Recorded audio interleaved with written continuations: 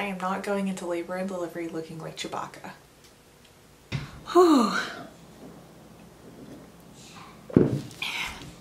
It is week 36, day 1.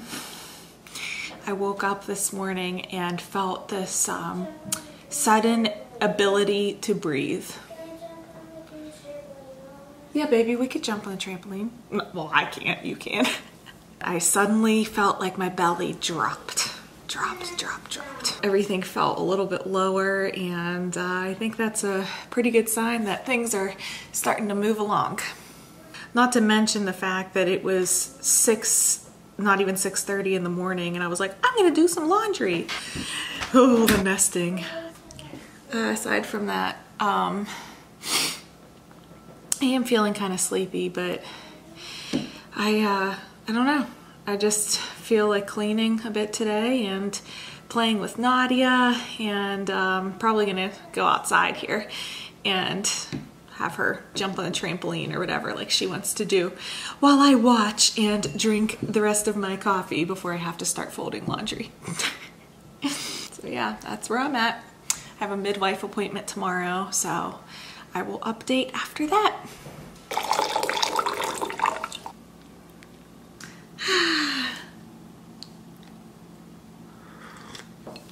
Pretty good. So it's time for my labor prep tea. This one by Pink Stork. They have like a whole line of them. They have ones for like lactation and all kinds of stuff. So this is my first time using this brand, but I don't know. So far so good. This one's red raspberry leaf, nettle leaf, chamomile, rose hip, oat straw. Oat straw, interesting. Stevia. Yeah, I don't know. So whenever I was pregnant with Nadia, a naturopath doctor that I was kind of, I wasn't really seeing her. To be honest, she was one of my patients at the dental office. So, but she gave me good advice, and she told me to start drinking red raspberry leaf tea to help like tone my uterus and make my contractions more effective, I guess you would say.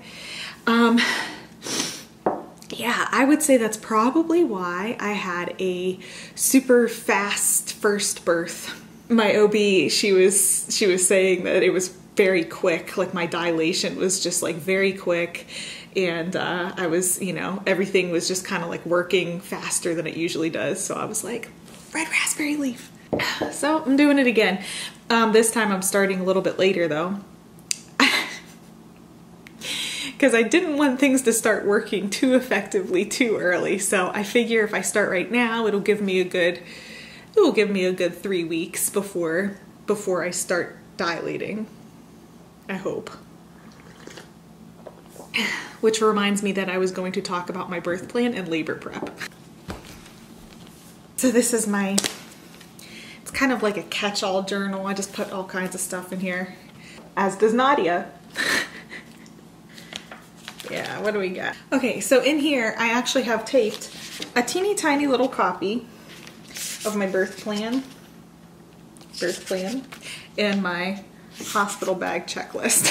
I kind of carry this with me everywhere, so I figure if I forget my checklist or something, wherever it is, see, I don't even know, I will have it in my handy dandy little notebook.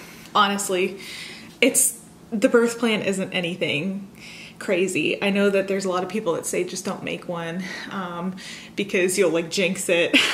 I am not that superstitious.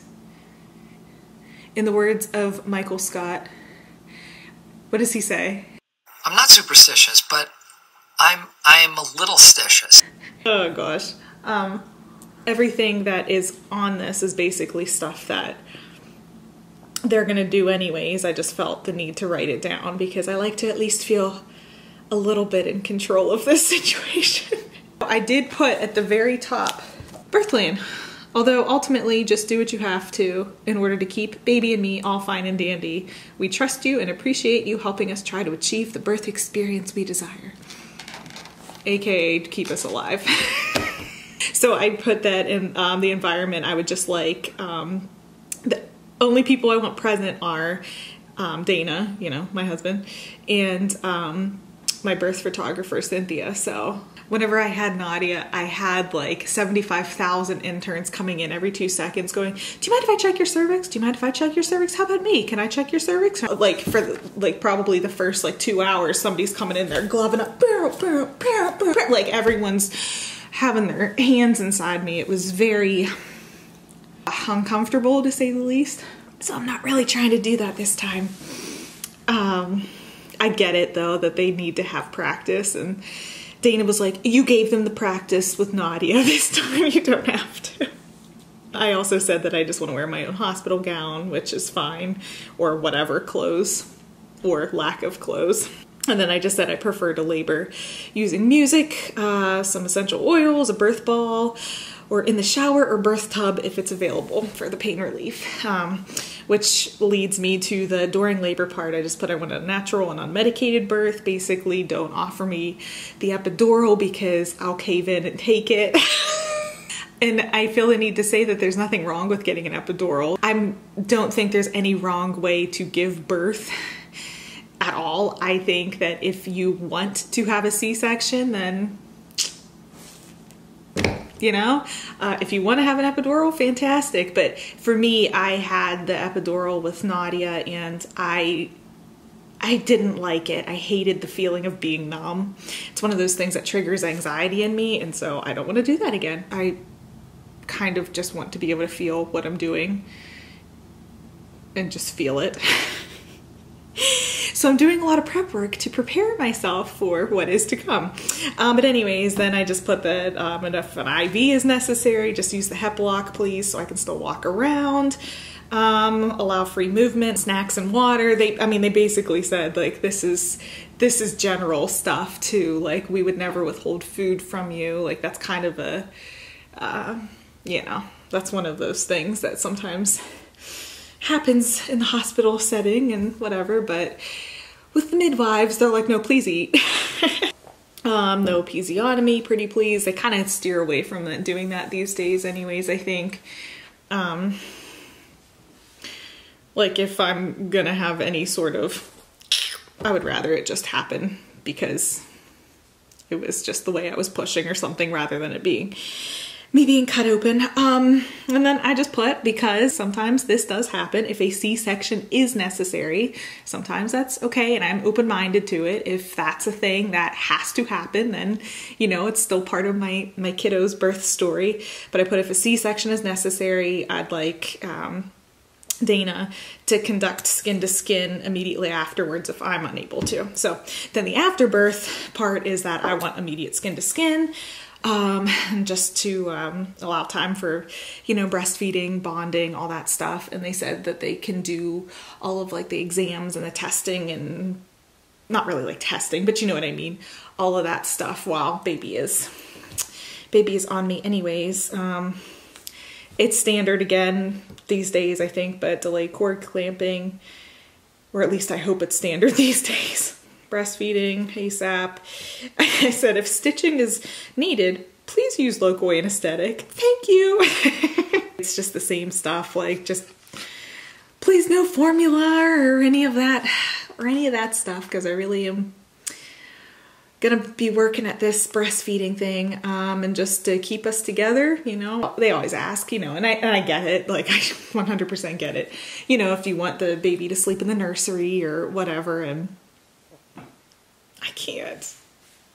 I love that first day, you know, those first hours. It's like I couldn't sleep even if I was given the time to sleep, I couldn't do it. And I know I should, but I wouldn't be able to because I just can't take my eyes off of this precious little person that, you know, just came out of me. It's just one of my sweetest memories of, you know, Nadia's first like hours of life, where when we finally got back up to the room and she was laying there and she was kind of sleeping, but then she opened her eyes and she just stared at me. Oh, I could cry. And she was just staring at me, and I'm eating my hair.